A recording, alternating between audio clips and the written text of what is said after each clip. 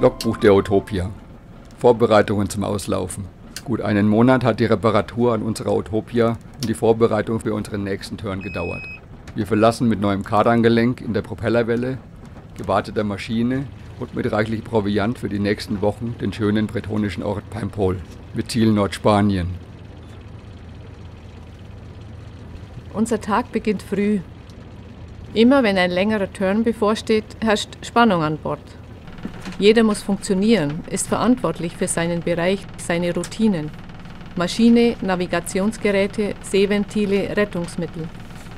Unsere Abfahrt steht schon seit einigen Tagen fest. Das Zeitfenster mit guten Wetterbedingungen wurde von den Wetterdiensten bestätigt.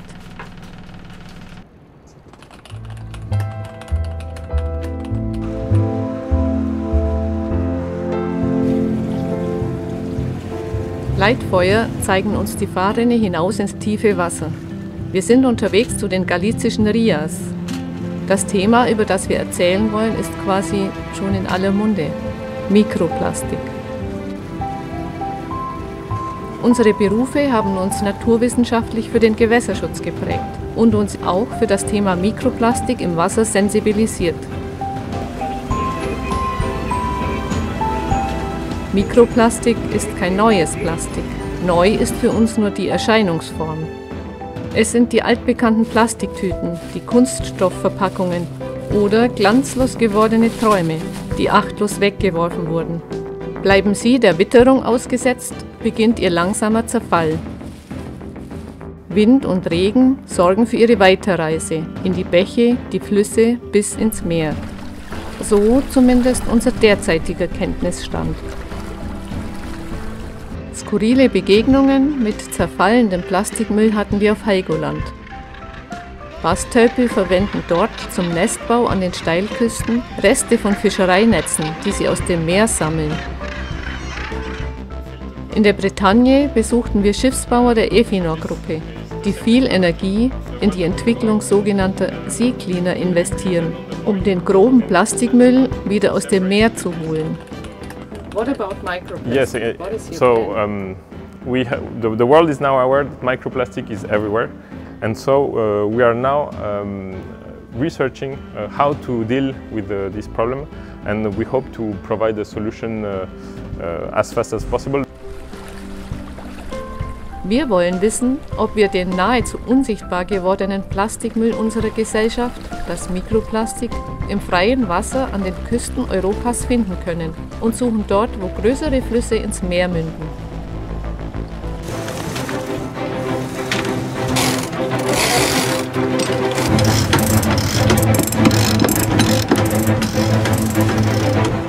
Unser Schiff ist für einfachere biologische und chemisch-physikalische Untersuchungen und Probenahmen ausgestattet. Unser Kurs führt über die Biskaya nach Nordspanien, genauer nach Galicien, dann weiter nach Portugal, Südspanien ins Mittelmeer und weiter bis Sardinien.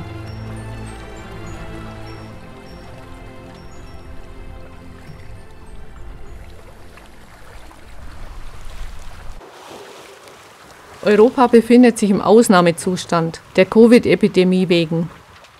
Wir werden uns deshalb auf einige Einschränkungen vorbereiten. Die Routine an Bord ändert sich. Regelmäßige Positionsbestimmung mit dem Sextanten zur Übung für den Notfall.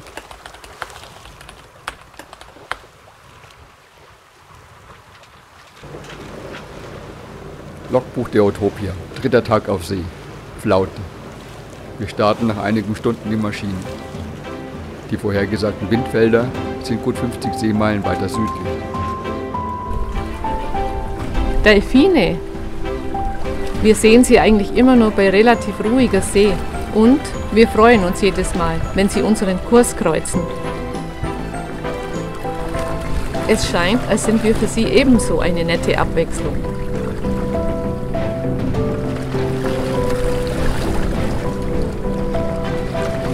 Das Tiefseebecken der Biskaya reicht weit in den Kontinentalschelf und steigt vor Nordspanien relativ rasch an.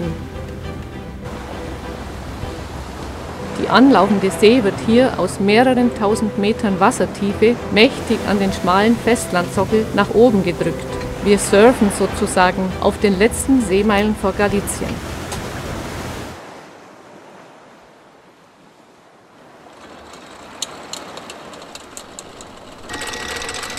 Wir laufen die galizischen Rias mit ihren geschützten Ankerbuchten an. Hier werden wir mit unserer Suche nach Mikroplastik beginnen. Die Rias sind zum Teil mehrere Kilometer tiefe, fjordartige Einschnitte ins Land, in die jeweils Flüsse münden. Im Ria Camarinhas finden wir die idealen Bedingungen für die erste Probenahme. Unser Vorhaben im Detail. Wir ziehen mit einem Planktonnetz aus einer Wassertiefe von etwa 1 Meter eine Probe. Die Planktonprobe mustern wir auf dem Schiff mit dem Binokular grob durch und konservieren sie dann für eine spätere mikroskopische Untersuchung. Die Probe hier aus der Bucht soll uns als Vergleich bei der Bewertung der Probe aus dem Fluss helfen. Der erste Eindruck entspricht unserer Erwartung.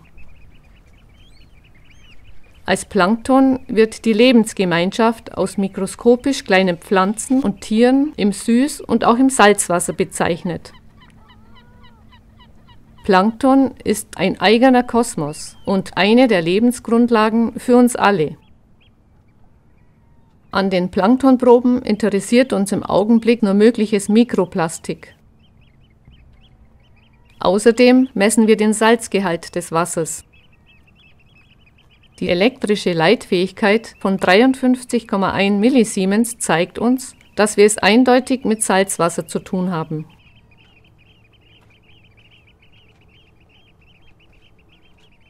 Am Ankerplatz ist selbst das Arbeiten am Binokular, einer Stereolupe, schwierig. Zu viel Bewegung. Trotzdem sehen wir bereits erste Plastikfasern.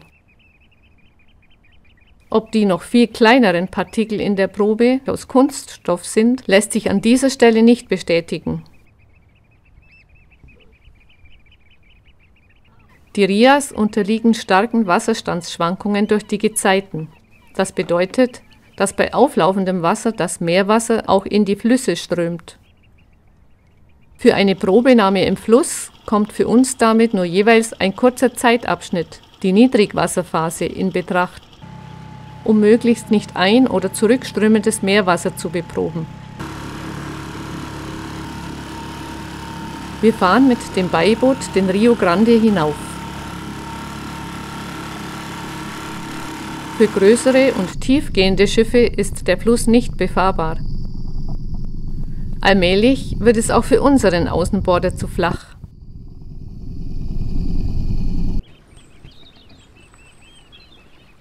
Die Leitfähigkeit liegt mit 46,5 Millisiemens deutlich unter dem Wert aus der Bucht.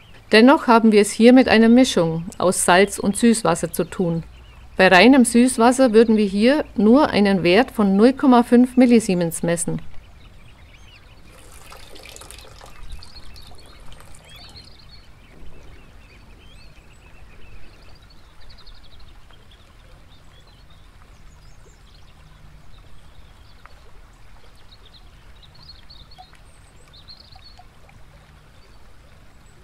Die Planktonprobe sieht im Vergleich zur Probe aus der Ankerbucht allerdings relativ klar aus.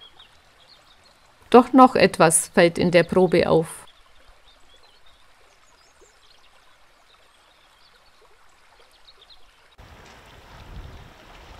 Wir fahren nochmals rüber an den Strand. Uns ist dort etwas Kurioses aufgefallen. Eine Tierwanderung à la Serengeti, im Kleinen. Rush Hour am Strand. Sie hasten, humpeln und springen. Die einen sind schon wieder auf dem Rückweg, während andere auf den letzten Drücker zur Nahrungssuche zum Meer eilen. Offenbar sind die Flohkrebse in Camarinhas wasserscheu. Brücken über die Prile gibt es nicht. Brauchen sie auch nicht. Wie Grashüpfer vollführen sie Riesensprünge.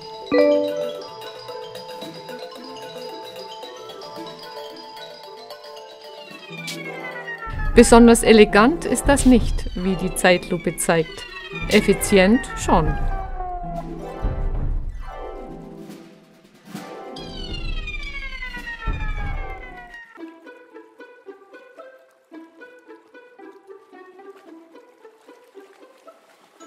Ihre Hauptnahrung scheinen Algenreste zu sein.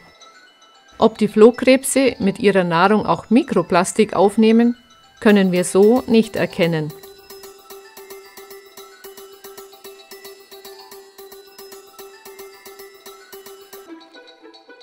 Reine Vegetarier sind es jedenfalls nicht. Sie versuchen auch aus uns kleine Stücke herauszubeißen.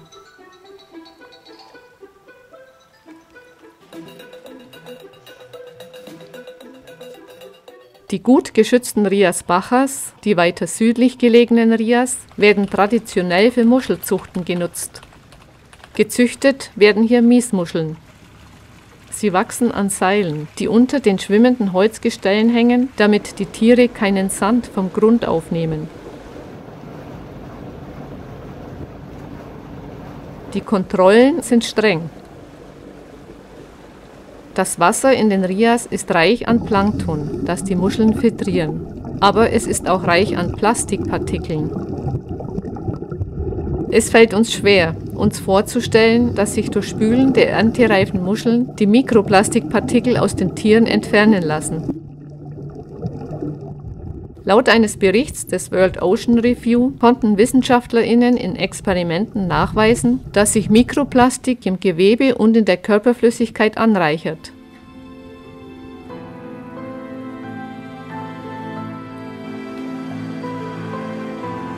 Wir nehmen noch in anderen Rias Proben und finden stets das gleiche Bild im Wasser: bunte Partikel und Fasern.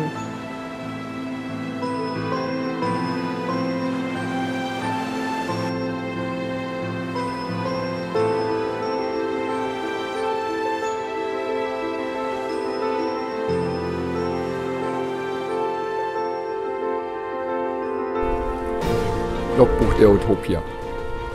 Wir verlassen die galizischen Rias und setzen erneut Kurs Süd, nach Portugal.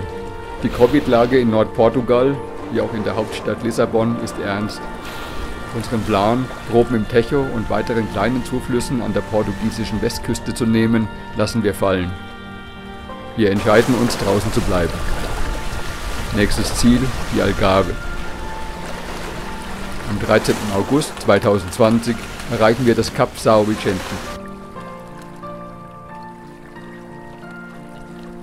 Die Felsenküste der Algarve ist spektakulär.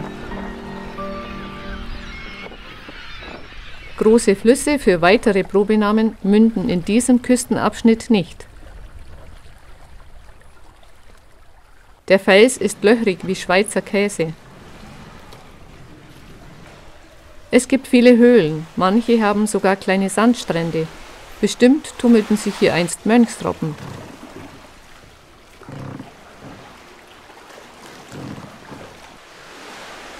Plastikmüll finden wir hier nicht.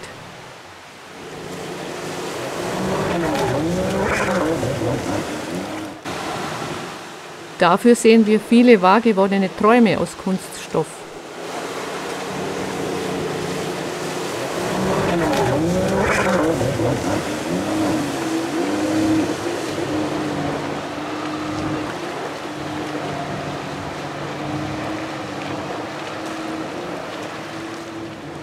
Das Mikroplastik von morgen? Ortswechsel. Östlich von Lagos wird die Küste flacher. Die weitläufigen Lagunen des Parque Natural da Ria Formosa prägen das Landschaftsbild. Die Gezeiten bestimmen auch an Portugals Südküste alles Tun. Die Kraft des auf- und ablaufenden Wassers in die Lagune ist gewaltig. Wir ziehen hier schon mit gewisser Routine Planktonproben und machen unsere Messungen. Bei Niedrigwasser bevölkert sich die Lagune. Schwertmuscheln, die hier zu Tausenden vorkommen, ziehen Muschelsucher an. Die Tiere aufzuspüren und zu erbeuten scheint eine Art Volkssport. Eine Mischung aus Salzwasser und Lauge zwingt die im Sand eingegrabenen Muscheln kurz an die Oberfläche.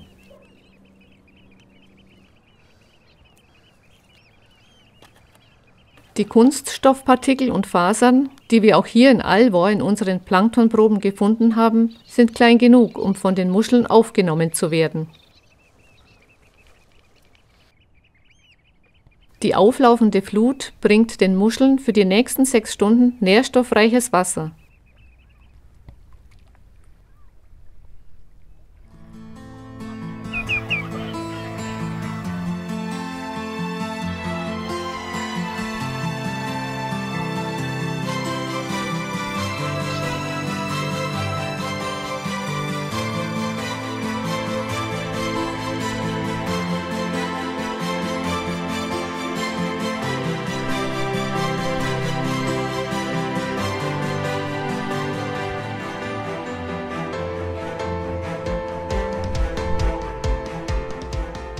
Es sind natürlich nicht nur Muscheln, die sich als Filtrierer ernähren.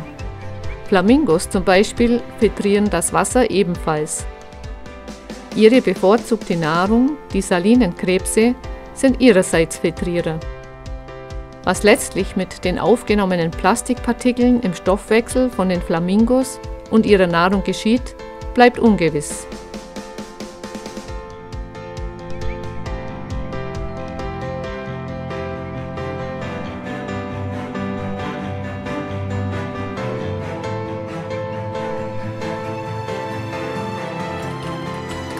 Einige Seemeilen östlich begrenzt die kilometerlange Insel Kulatra die riesige Lagunenlandschaft gegen das offene Meer.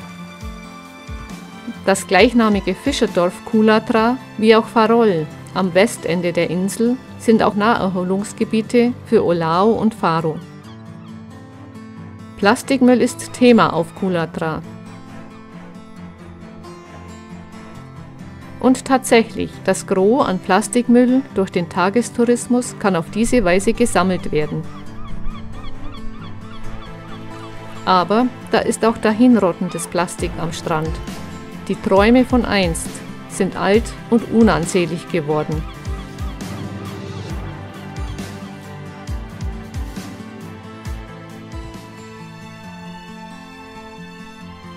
Der Nahrungsreichtum in der Lagune ist enorm.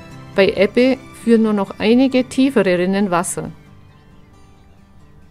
Die entblößten Schlickflächen und übrig gebliebenen Priele werden dann für gut 6 Stunden üppige Jagd-, Weide- und Sammelgründe.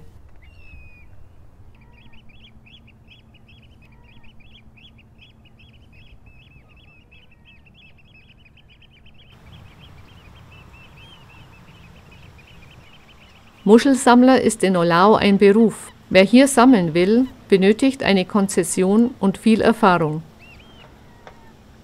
Der Job ist hart. 2-mal am Tag sind sie draußen. Über Stunden gebückt harken sie die Schlickflächen nach Muscheln, um sie anschließend direkt auf dem Markt zu verkaufen. In den Lagunen leben Winkerkrabben. Ihre Höhlen liegen bei Flut rund 6 Stunden unter Wasser. Bettruhe für die Krabben. Ebbe ist auch ihre Zeit. Jetzt haben sie 6 Stunden Gelegenheit für die Dinge des Lebens, die da sind: Weibchen herbeiwinken mit elegantem Knicks und protzigem Auftreten, auch bei uns bekannt. In der Sonne dösen und sich dem Wohlgefühl des süßen Nichtstuns hinzugeben. Und natürlich Essen nach Kräften. Die Zeit ist ja kurz. Wobei die Weibchen mit ihren 2 kleineren Scheren erheblich im Vorteil sind.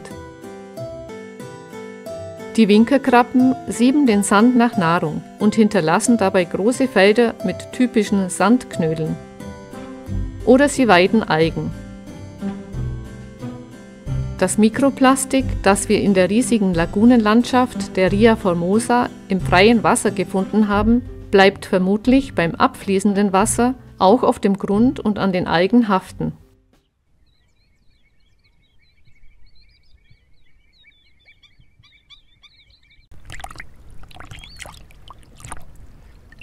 Am Anfang der Nahrungskette an der Küstenregion steht Plankton.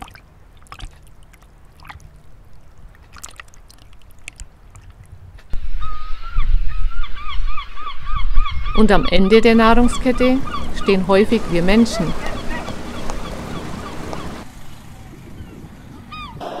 Und das Plastikplankton?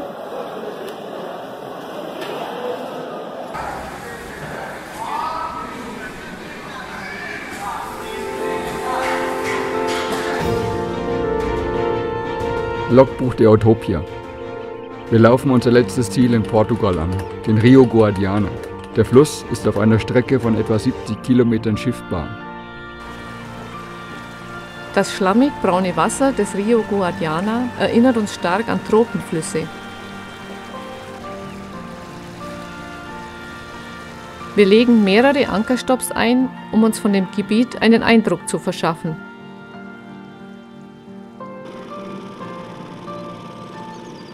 Seine Ufer sind weder auf portugiesischer noch auf spanischer Seite stark besiedelt.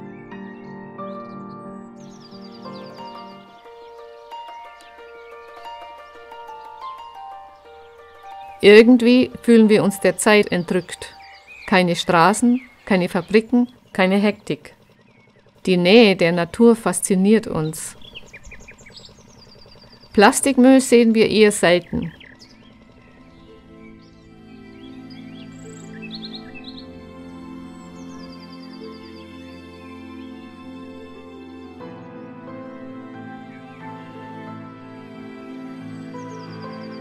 Eine maurische Sumpfschildkröte mit einem Jungen.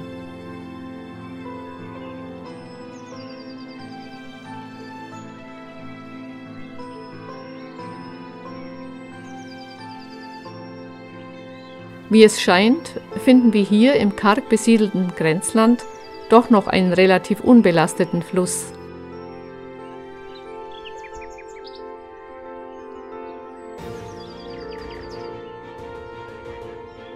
Wir wollen zu den beiden Grenzorten Alcutim und Sanlúcar de Guadiana, etwa 50 Kilometer den Fluss hinauf. Das Leben ist beschaulich hier oben, auf beiden Seiten der Grenze. Die Orte Sanlúcar de Guadiana auf spanischer Seite und Alcutim direkt gegenüber verbindet keine Brücke. Wer über den Fluss will, braucht ein Boot. Kleiner Grenzverkehr. Kunststoffmüll begegnet uns hier gänzlich unerwartet. Als Kunstausmüll. Uma Lontra, ein überdimensionierter Otter, sitzt am portugiesischen Ufer. Ein Statement des Street-Art-Künstlers Bordalo Segundo aus Lissabon. Trash Animals, Mülltiere, heißen seine Kreationen. Und noch ein Statement aus der Kunstszene wird uns zuteil. Das Wort Frontera steht für Grenze.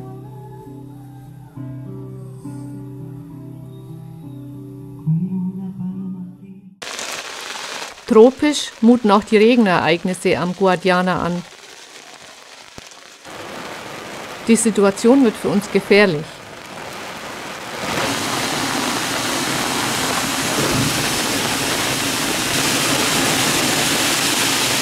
Totholz treibt an uns vorüber. Das Kuriose, der große Ast treibt flussaufwärts. Ein paar Stunden später passieren uns Holzflöße. Diesmal allerdings den Fluss hinunter. Wir sind fast 50 Kilometer von der Mündung des Guadiana ins Meer entfernt. In uns reift ein Verdacht.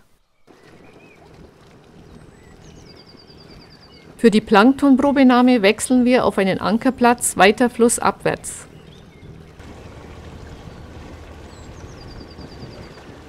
Der beste Zeitpunkt? Niedrigwasser. Das heißt, wenn der Gezeitenstrom abgelaufen ist.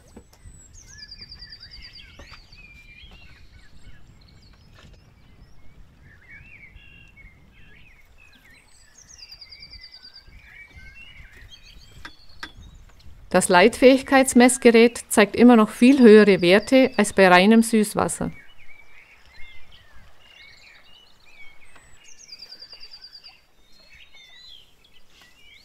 Unser Ankerplatz ist ruhig. Für das Mikroskopieren an Bord sind das die passenden Voraussetzungen.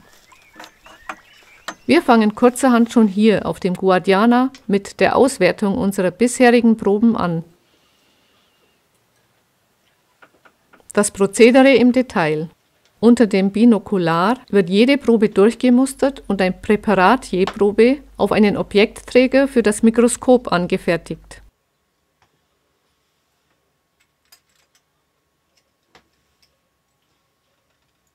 Mit dem Mikroskop können wir mit unterschiedlichem Kontrastverfahren die künstlichen Strukturen relativ leicht von natürlichen unterscheiden. Typischerweise an ihren leuchtenden Farben und ihrer Form.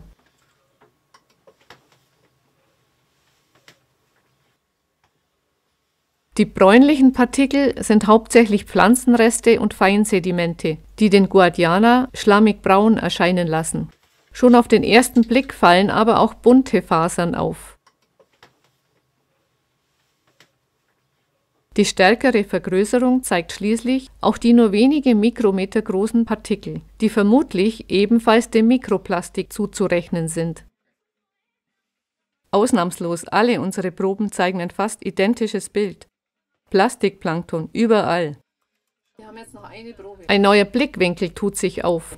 Das Mikroplastik, das wir in all unseren Proben fanden, stammt offenbar zum überwiegenden Teil direkt aus dem Meer. Es wird mit den massiven Gezeitenströmen in die Flüsse gedrückt. Dolly Ropes, Scheuerfäden an Fischereinetzen kommen uns in den Sinn. Wir haben darüber gelesen, nachdem wir auf Helgoland Bastel befilmten, die Reste von Fischereinetzen zum Nestbau verwenden und sich oft in dem extrem reißfesten Material verletzen. Die Untersuchungen, die wir zum Thema im Internet finden, bestärken unsere Vermutung. Beweisen können wir sie nicht. Insgesamt haben wir nun im Bereich der roten Markierungen 20 Proben entnommen und ausgewertet. Unsere Anfangsidee, dass Mikroplastik hauptsächlich über die Flüsse ins Meer eingetragen wird, ist angesichts der Menge der winzigen Plastikpartikel überall in den Küstengewässern für uns unplausibel.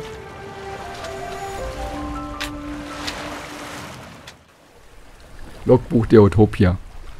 Wir steuern Gibraltar an, den westlichen Zugang zum Mittelmeer. Ein kräftiger Rückenwind und die gigantischen Wassermassen des einströmenden Atlantiks schieben uns durch die fast 1000 Meter tiefe Meerenge.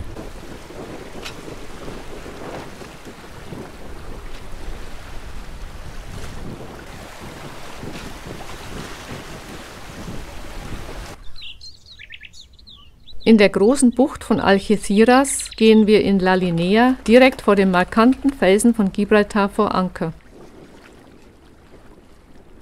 Planktonprobenahmen sind für uns Bordroutine geworden. Außerdem sind wir inzwischen geübt in der Beurteilung der Planktonproben. Mit Hilfe einer starken Lupe können wir schon in der frischen Probe erkennen, wenn größere bunte Kunststofffasern vorhanden sind. Wir ahnen bereits das Ergebnis. Alles voll von roten und blauen Fasern. Dennoch mangelt es uns immer stärker an Erklärung, woher diese Mikroplastikflut eigentlich stammt. Logbuch der Utopia. Unser Kurs führt entlang der südspanischen Küste über die Balearen nach Sardinien. Wir konzentrieren uns ab jetzt unseren Probenamen auf das freie Wasser, unabhängig von einmündenden Flüssen. Einige Proben sind auf hoher See und im Umfeld von Naturschutzgebieten vorgesehen.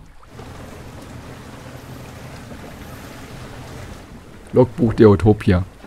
Dichter Nebel erschwert uns die Ansteuerung unseres ersten Ankerplatzes an der Costa Tropical. Kleine Fähnchen markieren die Reusen der Küstenfischer. Vorsicht ist geboten.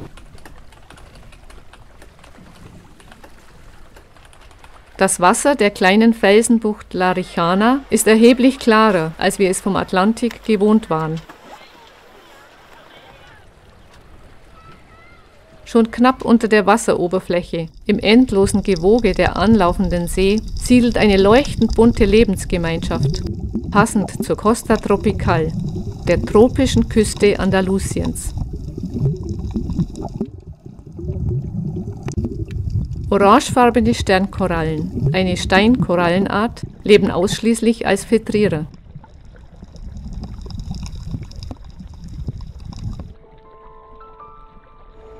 Leider finden wir auch hier Mikroplastik.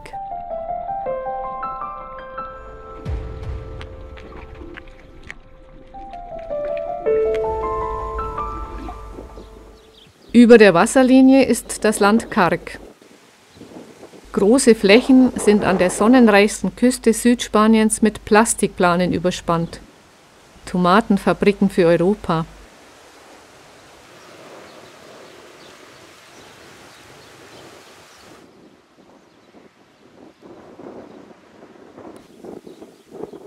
Für windzerzaustes Plastik ist der Weg zum Meer nicht weit.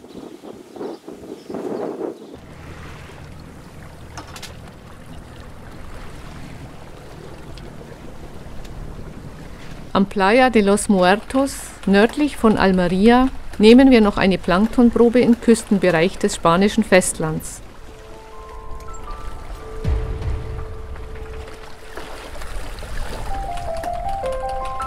Wir sind inzwischen über 600 Kilometer von Gibraltar und ca. 80 Kilometer vom spanischen Festland entfernt. In der Planktonprobe, die wir hier aus der Hochsee ziehen, finden wir wieder die winzigen Partikel, blaue und rote Mikrofasern aus Kunststoff. Logbuch der Utopia. Am 9. Juli erreichen wir die Balearen. Unsere Planung sieht für den Archipel eine Reihe von Probenahmen vor. Die Balearen könnten als Urbild für Abenteuerinseln stehen. Mächtige Felsformationen erinnern an schlafende Drachen oder versteinerte Echsen. Üppig grüne Wälder säumen Bilderbuchstrände. Türkisfarben schimmerndes Wasser, glasklar. Die Magie dieser Insel ist ungebrochen. Für unsere erste Probenahme gehen wir im malerischen Naturhafen San Miguel im Norden von Ibiza vor Anker. Die Bucht gehört zu den beliebtesten Plätzen für Familien mit Kindern. Das Wasser in der schönen Bucht ist voll von Mikroplastik. Wir nehmen noch in Calapada und der großen Bucht Talamanca, unmittelbar vor Ibiza Stadt, Planktonproben. Auch hier Mikroplastik überall. Logbuch der Utopia. Wir wechseln auf die größte der Baleareninseln, nach Mallorca. Mehrfach sehen wir Müllsammelschiffe der Behörden. Sie sind unterwegs, um hertreibenden Plastikmüll aus den Küstengewässern zu entfernen.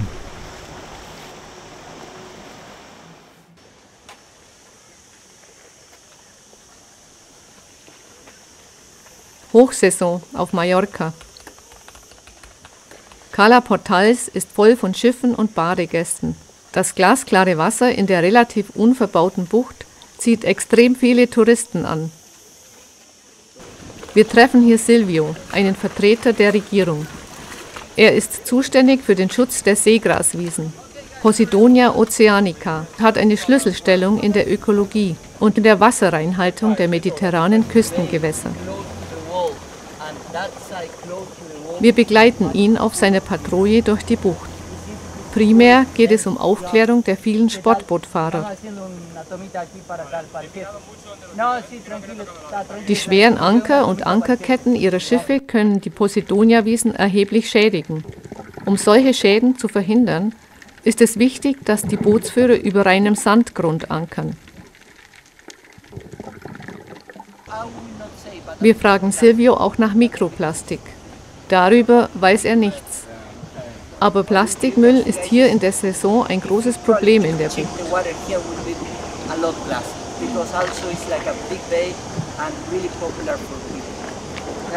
Silvio fährt mit uns an Stellen mit intakten Seegrasbeständen.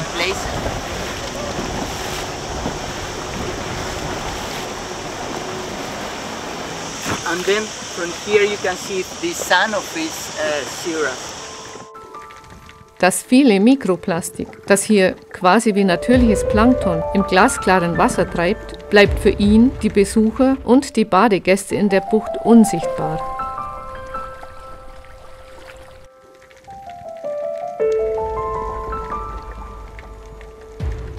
Die Allgegenwart von Mikroplastikpartikeln und Fasern im Meer, selbst in den marinen Schutzgebieten, und dem für das menschliche Auge scheinbar makellos klaren Wasser an den Badestränden entsetzt uns.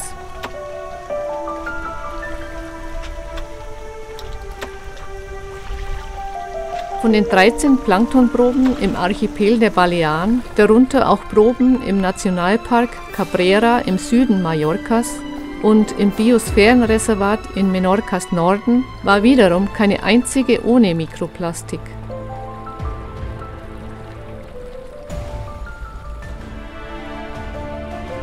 Auf unserer Fahrt durch das Mittelmeer haben wir, wie schon an der Atlantikküste, bisher keinen nennenswerten Plastikmüll im Meer gesehen. Woher stammt also die ungeheure Menge an Mikroplastik, die wir auch hier auf hoher See in unseren Proben finden? Legt man eine Darstellung der aktuellen Schiffsbewegungen, wie sie im Internet verfügbar sind, über die Karte, wird allmählich klar, dass das Mikroplastik zum erheblichen Teil von den Schiffen stammt, also direkt auf dem Meer entsteht. Es sind Partikel aus Schutzanstrichen, die Schiffsrümpfe vor zu schnellem Bewuchs schützen sollen. Vom Sportboot bis zum Tanker erhält jedes Schiff regelmäßig solchen Anstrich. Es sind Kunststofffasern aus dem Abrieb von Fischereinetzen und Schiffstauwerk. Und es sind auch Partikel und Fasern aus den Abwässern der Schiffe. WissenschaftlerInnen der Uni Oldenburg konnten aktuell einen deutlich höheren Anteil an Mikroplastik auf stark befahrenen Schifffahrtsrouten nachweisen.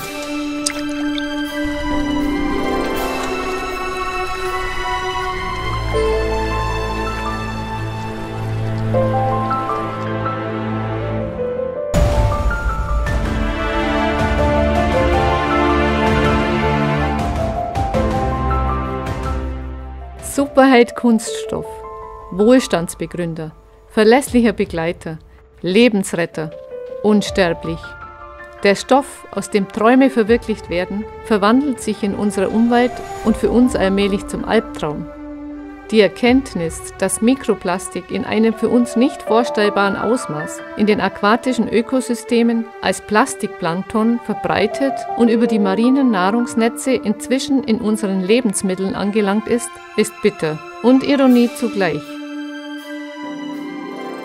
Wir brauchen Superhelden wie Kunststoff und wir brauchen einen verantwortungsvollen Umgang mit ihnen. 2 Monate nach unserer Rückkehr verabreden wir uns mit den Spezialisten des Bayerischen Landesamts für Umwelt. Bei einer Planktonprobe, wie sie jetzt bei Ihnen gezogen wurde, würde ich jetzt von einer geringen Hintergrundbelastung, was mineralische Bestandteile angeht, ausgehen. Das heißt, eine Dichtetrennung beispielsweise ist abhängig davon lediglich, welche Algen vorkommen. Wenn die Probe entsprechend aufbereitet ist, kann man sie filtrieren und den Filter dann untersuchen. Dabei scannt man mit einem Mikroskop, das hier mit Infrarotstrahlung arbeitet, die komplette Oberfläche des Filters und erhält damit Signale, die anschließend ausgewertet werden können. Ich habe jetzt hier beispielhaft eine Messung offen, wo Partikel der Größe ungefähr 50 Mikrometer enthalten sind. Die sind hier auf dem Filter relativ schlecht vom Hintergrund zu unterscheiden. Im Infrarotbild sind sie aber klar als rote Punkte zu erkennen. Seit einigen Jahren wird hier am LFU gemeinsam mit verschiedenen Universitäten an Mikroplastik im Wasser und dessen Auswirkungen auf Organismen geforscht. Wir wissen, dass die Organismen Mikroplastik aufnehmen, Organismen unterschiedlicher Trophieebenen.